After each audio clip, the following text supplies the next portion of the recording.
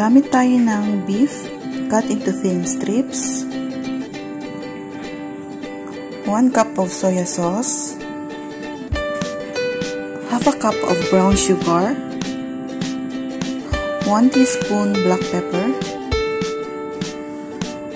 2 teaspoon minced garlic, 1 cup water, flour to cook, oil for frying, and our veggies, broccoli and green onion leaves. Let's start.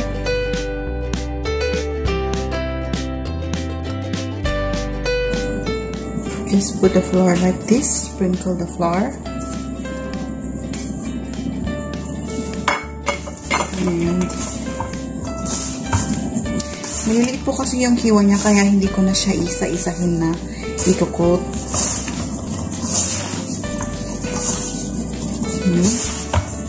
Coat lang natin.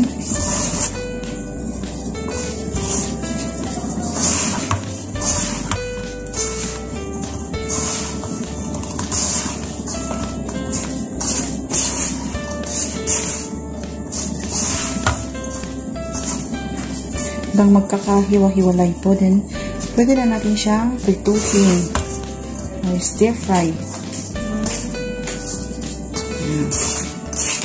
Okay na. Pipituin ko na ang ating beef.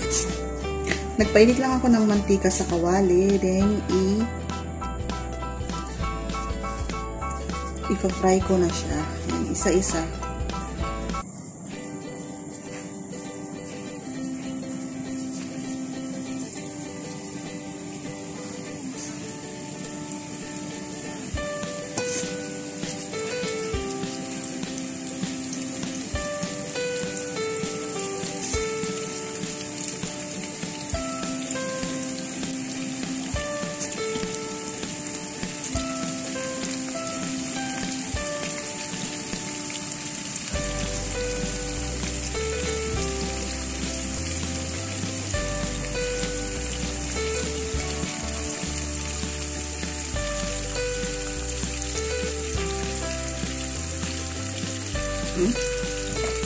Kaya lang natin maluto yung isang side niya ng mga 3 minutes, diba? Balik naman natin 3 minutes din doon sa kabila.